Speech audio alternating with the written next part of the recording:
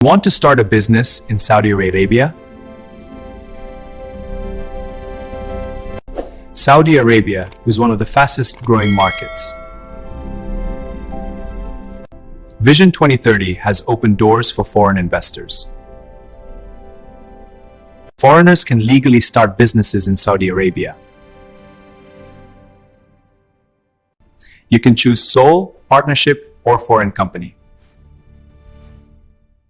First step is selecting your business activity. Then you apply for company name approval.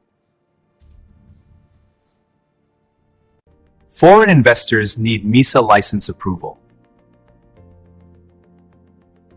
Next comes commercial registration, called CR. After CR, you open a business bank account. Cost depends on business type and setup.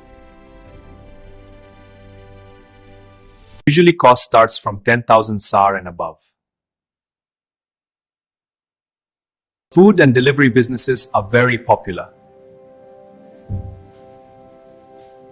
Online and e-commerce businesses are growing fast.